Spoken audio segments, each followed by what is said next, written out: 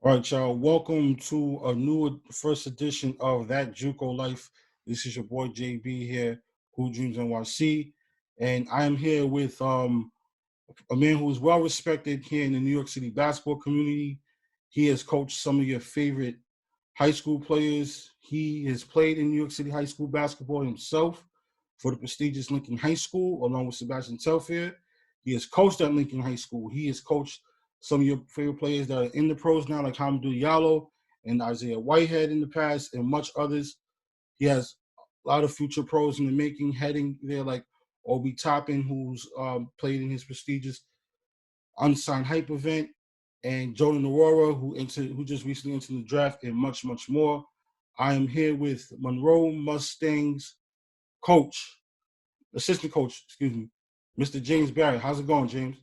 I'm good. How you doing, man? It's good to see you. We don't get an opportunity to see each other as much now. Right. Being quarantine, normally I'll see you in the gym somewhere. Right.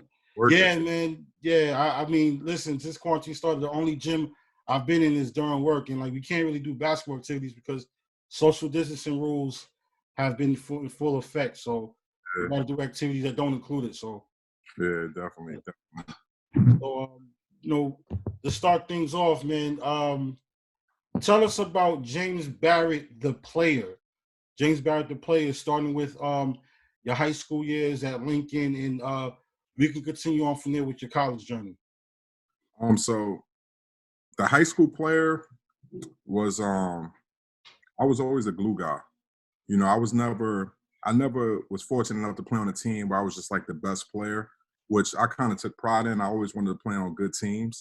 I started high school at Bishop Loughlin. Okay. So I went to Loughlin for 2 years, and I played there. My first year, I played for Kenny P. I played JV for Kenny P. as a freshman, and then my sophomore year, I played for Ted Gustis. And on that team, we had Curtis Sumter and Teddy Mumford and Ramey Anderson, who's the director at New Heights. So I played with all those guys. And then after that, I transferred over to Milford Academy, where I had the honor to play for Coach Bob Riggio. And with Bob Riggio, we had like Darryl Hill that played at St. John's, Lamar Hamilton, we had a kid, Eric Davis, he went to Seton Hall. So we had a bunch of dudes on that team as well. And then my last year, I went to Lincoln. I had transferred into Lincoln. So my last year, I transferred into Lincoln, and I played with Sebastian and some other great players, and we won a state championship that year. So, for me personally, throughout high school, I played in the Catholic League, I played in prep school, I played in public school, and was successful at all those levels. So I think it kind of helped with, who I am today. All right, sounds good. I mean, so out of all those leagues, which one was the toughest? I mean, you were in an era where it was all of them had to be equally tough, especially the PSAL. But like, which one was the toughest out of all three of them? I want to say prep school, because prep school, we played against grown men. I had dudes on my team that was 20 years old. Right. So it's having dudes 20 years old on your team. I was 16 at the time. It was that's probably the toughest experience. Just practice alone. Every day in practice was like a battle. So I went from playing the 4 in New York to going to prep school, and I had to be a 3. So it definitely helped me, and it helped me evolve as a player. So when I got back to, playing in PSAL, it was a lot easier, than playing at prep school. Okay, cool. Sounds good. So moving along forward, he was an assistant at Seward County in one of the most prestigious leagues in JUCO basketball, the Jayhawk Conference. So tell me what that experience was like. And you helped a lot of New York City kids get to that school. It was a good experience for me. I learned a lot, coaching with Jason Sauter. I had played for him when I was in junior college at Howard College in Texas. And, it was a learning experience, for me, just kind of being with guys every single day, really understanding, what makes them tick, what motivates them, just being around the academic side of it, dealing with administration, so it was definitely a learning experience for me. On the basketball side of it, I think it was normal because I had coached so many high level players. I think like coaching JUCO, that like a lot of the guys really respected like who I was, you know, not only as a coach but as a person. So I think that transition of just coaching the guys was not very difficult. But the league, as far as the league in Kansas, it was tough because we had so many league games. So we would go, we played I want to say 21 league games. Wow. It was like constantly having constantly having to be prepared and having to go out there and, you know, just play as hard as you can against each and every team. Wow, that's tough because I know that there were some players from the Bronx and all over the city that was Stewart County. Um, so many to name. I know there's guys you got to face at Hutchinson, Pratt, all those leagues, and there's still a lot of those players to this day. So let's segue into your career as a JUCO player. I know you played Division I ball at Sam Houston State, but let's talk about your career at Howard College. How did that come about? So I started college in at a JUCO in California, Okay. um, called Barstow College. So I was there. I got there. I was actually supposed to go to prep after my senior year of high school, and I had broke my ankle. Like I fractured my ankle. So I was speaking to my uncle, Troy Gaskin. He was just kind of like, "Yo, like you already hurt. Like you got hurt. So Right. why don't you go to school and be able to at least get college credits?" You know, so it was a situation where I'm like, all right, I hadn't graduated from high school yet. I still was like some credits short because I had got hurt, you know, going into that year, so I couldn't finish the school year. So I was like, in California, you didn't need a diploma. So I was like, all right, let me just go. I'm gonna just go out to California and go out there and play and, you know, recover and stuff like that. So I went out there to Cali in like September, my freshman year, and I was getting back ready to play, and I hurt my ankle again. Oh man. You So know, so I hurt it again. It was like light. You know, I had to be out for like 2 weeks. So I was out for 2 weeks, and then in December of my freshman year, I broke it again during the game. oh So we were like 8 games. I think that was our ninth game of the season. So after getting hurt, then I came back home. You know, went a break, and then I wound up getting homesick, and I was like, man, I'm out of here. I'm like, I'm leaving. So I wound up leaving like in the beginning of my second semester as a freshman, and then just coming home and getting a job. So I worked for a couple months, and I was like, man, I can't do this. right, I right, right. was like, I'm not gonna let you get comfortable. Like, if you're gonna stay with me, you're gonna pay rent, you're gonna do all this stuff. And I was like, nah, I don't got time for all that. I'm going back to school. So I signed up for a GED test, and you know, took the GED test and passed it. You know, Okay. and then I wound up going to Howard College in Texas. So that's how. And so playing at Howard, I played for legendary coach Mark Adams. He's actually the associate head coach at Texas Tech, and he's a JUCO Hall of Fame coach. So I got an opportunity to play for him and Jason Sauter, who I work for at Seward. Okay. So I was one of the top JUCO players in the country at the time. But being that I had played those 9 games my freshman year, it came back to bite me because I wasn't eligible to play my second year at Howard. So the first year I was like all region, all conference, and then I was kind of gearing up and preparing for a second year there. And then the NJCA came back and was like, you know, I'm not going to be eligible to play. So I had to sit out my third year at JUCO before going D1. Okay.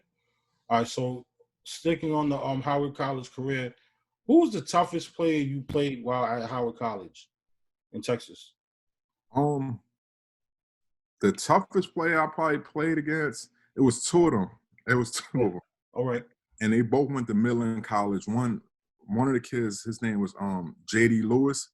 Okay. Like this dude was like a knockdown shooter. Like if he was open, it was definitely going in. He was about 6'3". He wound up going to the University of Texas after that year. Wow. Um, he was tough. And then there was another kid on his team named Ivy Clark who went to play at Washington State. And he was tough too, real athletic, undersized 4-man, you know, but he could really play. Right. 9, 15-footer. So those were like some of the biggest competition that I had to play against. on a nightly basis. Okay, sounds good. So I want to talk about JUCO basketball from more of an academic standpoint. So, grades may be the reason why many players choose JUCO. Not the main reason, um, but I personally believe that there's like something lucrative about the JUCO experience from an academic perspective. Speak about that. Like how can students use JUCO to basically find a career field aside from their basketball aspirations to prepare them for like life after college? All right, so for this part, I'm gonna speak about Monroe. Okay, So one of the things that really intrigued me about Monroe is a 4-year school, right, a 2-year basketball program. So we have like a master's program and stuff like that as well. We also have a situation where it's like we have 30 tutors.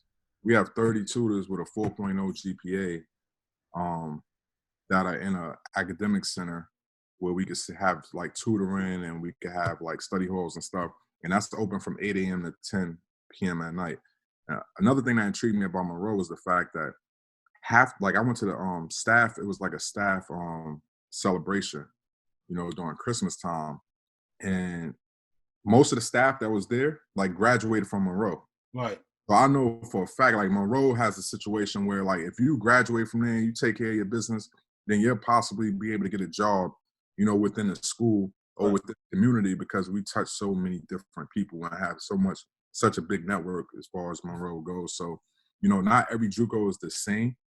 Some of them, of course, like say if you go to JUCO in the middle of nowhere, Texas, or the middle of nowhere, Iowa, like those aren't really places that, people want to settle down, at the end of the day. But right, I feel like personally for me at Monroe, like New York is a place that people are definitely going to want to live. So if you come to school at Monroe, like, and then you move on and go play at a 4-year school, it's always room for you to come back home or come back, to a metropolitan area and be able to start off your career, with a realistic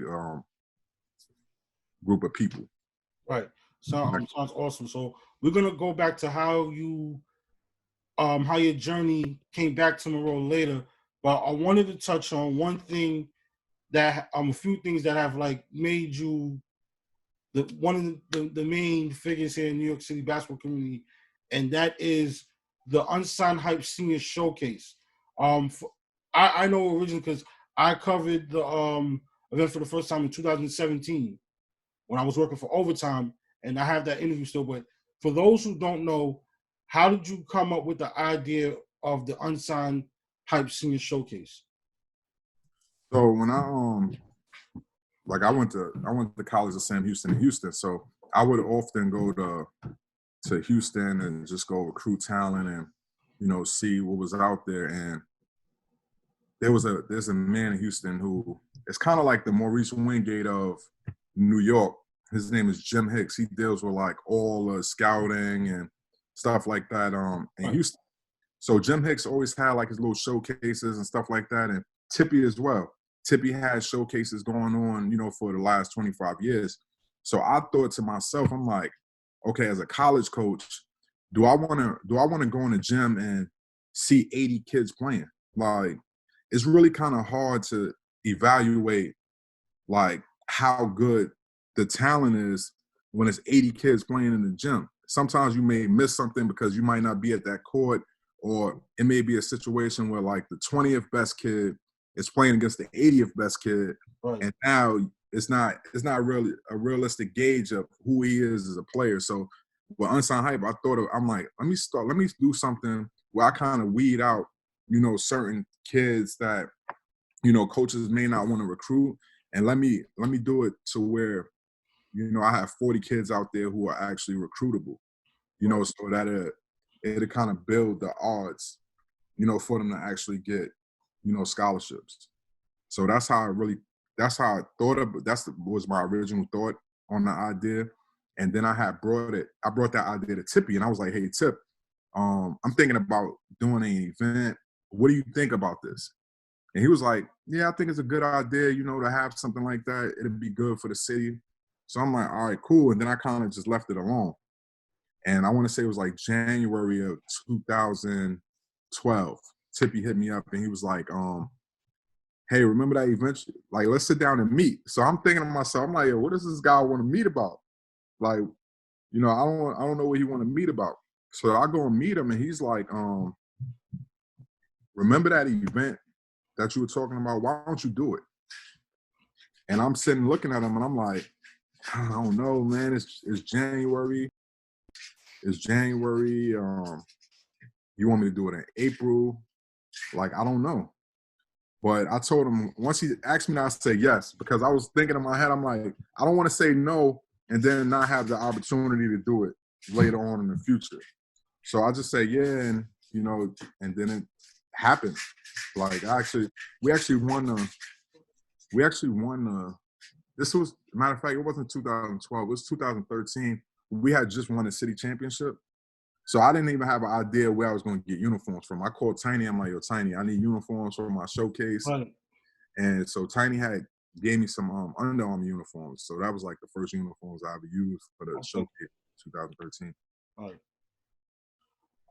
Sounds awesome. I mean, you can look at the long list of alums that have played at your event. Recently your event has gotten more attention with the success of Obi Toppin, a former participant who played in your event. Kyle Harden, who played at Jefferson for a while and went through JUCO, and he's now going to be headed to Fresno State. So with these recent success of many of the participants is pretty much showing that you have created a platform where kids can be seen, and a lot of these kids who have performed well are doing well on the college level. Like, I have a long list of players who I've seen play at your event who are killing, whether they're in JUCO, D1, D2, whatnot. I can go on for forever with that, but I continue to salute you for opening that platform. And I know because of COVID-19, trying to sound like a fancy health expert,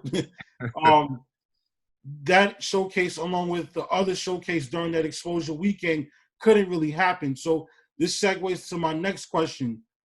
With COVID-19 shutting down sports for the most part until I think pretty much later on this summer, if possible, how have you changed your ways with recruiting? You know, what are you doing now to stay within the thick of things when it comes to recruiting? So I feel like I recruit every single day. Right. You know, so I think I recruit every day throughout the year. I feel like recruiting is mainly based off of relationships.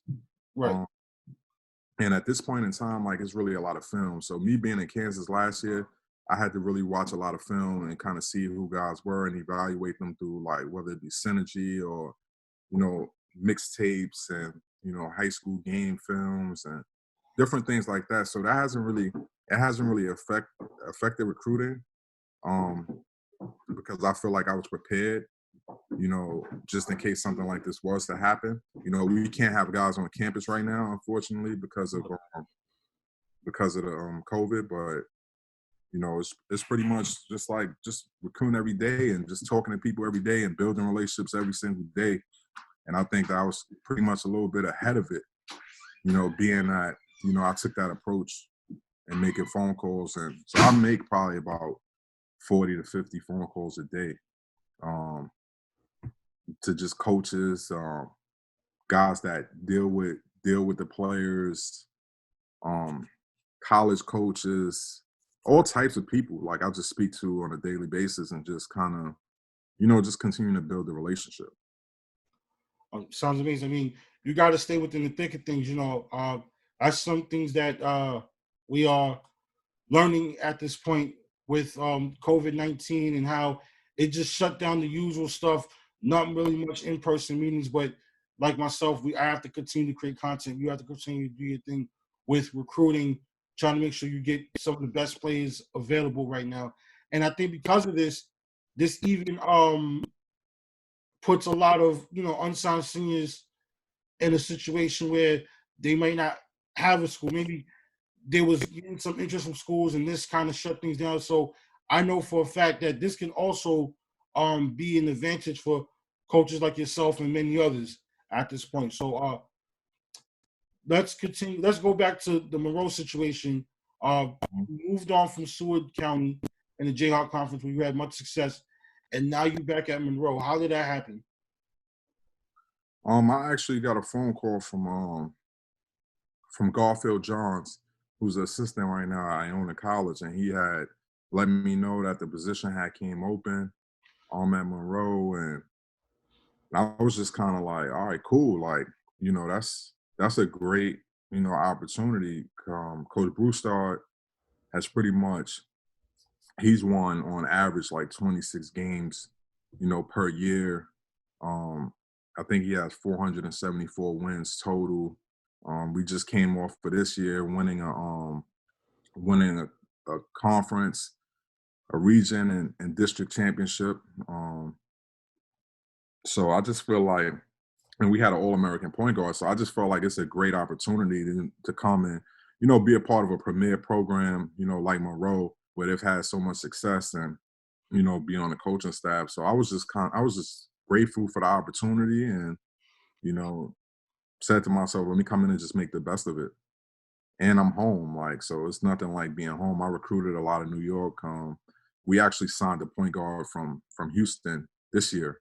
Okay. So to still be able to have my ties out west and to be able to see guys and be able to recruit and be able to like recruit like for years, honestly, because it's like it may be like eighth graders or ninth graders who I'm building a relationship with their parents and building relationships with like different kids, you know, because I'm home and I'm visible and people could see me. So I think it was like a huge advantage for me to be back at Monroe. Awesome. I mean, glad that you're back home. You can keep a lot of good talent home. Monroe, is a place where many guys have gone on to have much success in D1. Long list of them. So we're going to end this with one of your most recent accomplishments that you have earned. Civil Waves Media uh, put you on the list of 50 most impactful coaches in JUCO basketball. How do you feel about that honor? I feel really grateful. I'm grateful for the opportunity to be put on that list. I didn't know I was gonna be on it. Nobody contacted me. So when I saw it, it was actually like a post from one of my friends. He had posted it on Facebook.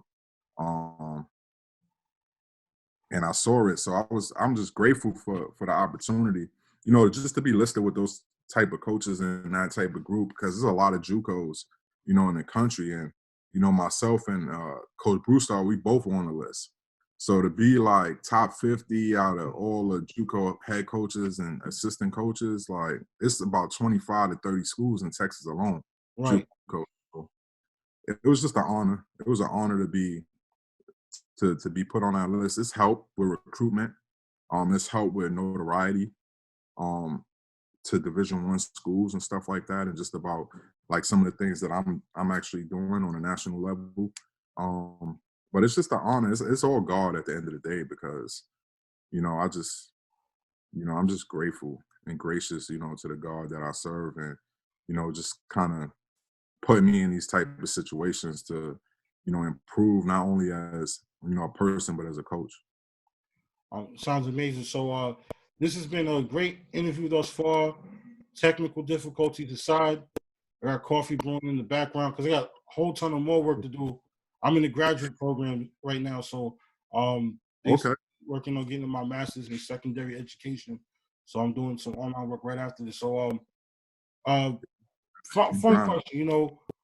Which state has the best JUCOs? Which state has the best JUCOs? Yeah, like what state do you think has the best JUCOs? Like I kind of thought about this debate when I came up with the idea for that JUCO life because, you know, I'm probably going to say that for like something in the future where we just have like this great debate. So, what do you think? Like, which state has it? Um, which state has the best JUCOs? So I think that they're all different. Right, It depends on what you're really trying to accomplish. You have Iowa, who has like southeastern Iowa and Indian Hills. It's not super deep, but they got those two schools that really go after it and compete every single year. In Oklahoma, you got like NEO, Northeastern Oklahoma, who comes to New York every year, and Right. certain schools like that. Texas has a lot of JUCOs, which I'm a little biased because I played Texas JUCO basketball. So I think that's probably the best JUCO basketball in Texas, West Texas. Um, Kansas is really good because of the strength in the league and the amount of games that you have to play and be prepared for. I think it's really good coaching. Right. Um, and then we went down to Florida this year and played, so I got the chance to see a lot of different Florida schools. And I think the Florida schools, it's like a lot of talent down there. I Right. don't know if the coaching is as good as, say, a Texas or Kansas, but they definitely have a bunch of talent. And they do have some good coaching. I know they do a great job of recruiting guys. It helps that they're in the sunniest state. It's Right. always Right. warm here. That helps. And then I think Monroe's a different dynamic because Right. up here we play against like some of the Maryland schools, and we play against Holcomb, and we play against like some of the D2 JUCOs, which don't really get as much credit as they really deserve. I think a lot of these D2 JUCOs, like Niagara Community College, just had a kid go to Central Connecticut. Right. Erie Community College has a point guard that's getting recruited by LMU, Right. Maryland Eastern Shore, and a couple other schools. So it's like they're really undervalued because it's just the amount of talent that we have in New York City. And they actually go and those schools come down, like Sullivan, has some pretty good players. Like they come down to the city and recruit guys. And so I think like some of the D2s are better than like that bottom half of like the schools in Kansas and Texas and stuff like that. So Right. I think our area is definitely unique. People think it's not as tough because of us playing D2 JUCOs, but I think it's D2 JUCOs with D1 JUCO talent on Yeah. their teams. So we get an ultimate amount of exposure because people want to make an excuse. Coaches want to make an excuse to come to New York. Right. Like, all right, I want to go visit New York, so let me get a couple players on my list, that I'm recruiting from New York. Plus, we have so many schools in this area, whether it be, the Marist, the St. Peter's, the Seton Hall, St. John's. Like all those schools are right here in our area. St. Francis, Brooklyn, LIU, like they're all right here in our area. So Right. people, it's a hop, skip, and a jump to get up there. Like Yeah. our point guard this year just went to Stony Brook. Stony Brook was up there all the time. Hofstra, like Wagner. There's so many different schools that constantly come up on a daily basis. So we have a situation where you're gonna get all the exposure that you need, and I think it's a little tougher if you go to like a Texas or if you go to Kansas. If you're not one of the elite players and really stand out, then it's gonna be difficult for you to get a scholarship at the end of the day. Right. Sounds good. So, before we wrap up, I just want to thank you for this interview. Not a problem. This has been Thank a you. great interview so far. A good start to that JUCO life. I'm glad I was able to get this project off the ground. There'll be more to come from this. Uh, so my last question: though, what is your advice that you have for the youth right now that are in high school ball? You should see the amount of DMs I get from high school basketball players in my DMs. Should I go to prep? Oh, should I reclass twice? I mean, that's one of the craziest questions I ever gotten. Stuff like that. What is the advice you have to some of these young ballers out here who want to play basketball at the next level, but kind of need some guidance with like academics or actually improving their skill set just so that it could transfer on to that next level. Yeah, so I feel like if going to prep school is not going to help you gain a athletic advantage and get you a scholarship in college, then that's not a thing to do. Like I don't feel like you should pay to go to prep school and then still not be getting a scholarship to college. If that's the case, you might as well have paid for college. So Right. that's how I feel about that instance. I think prep school is good when you go to prep school early and you go to like one of the premier schools that's actually a real school that has guys qualifying and moving on to the next level. Um, and then I would tell them that's as far as that goes. But I would just tell them just to work hard, man. Like if you're good enough and you're talented enough, like somebody's gonna find you. It's a lot of coaches out here really working hard and there's a lot of people that want to help the kids. that are around. So, you know, if you just keep working hard and you put yourself in a position to actually be recruited, you know, academically first and then, you know, athletically second, then I think you're going to be in pretty good shape. But they just got to work hard. Like, especially right now during the quarantine, it's going to be two types of kids that come back. It's going to be the kid that you look at and you say, man, you ain't do nothing over this time. And then you're going to see the guys who you could tell that they really put a lot of work into, you know, what they were doing as far as their body and different things like that. So it's kind of like at this point, I would tell them like, yo, go in the house, like it's apps like online, like I just did like a Under Armour walking app and just got a couple miles in, you know, before we started this interview. Like it's like little things that you could do, you know, right now during the quarantine. It's a Nike app. It's called like Nike Training Center, NTC, and you could go on in. It's like a bunch of different workouts that you could do in a small amount of space. Um, so it's different things for the kids to do right now. I would just say just work as hard as you possibly can because I think that the kids that come in and who are in the best shape are going to have the best opportunities when this pandemic is over. Well, that's a fact. Definitely, kids, yes, use this time to get right. Do not waste this time because once this is all over, it's not coming back. It's not coming back at all. All right, Yeah, so once again, thank you, James Barrett, for this interview. Hopefully we'll like to have you back on again soon. Probably yeah. move on to IG Live or whatnot. But thank you for this interview and see you around. No problem, man. I'll see you later. Be All right, safe out there. all right, be safe, man. Peace.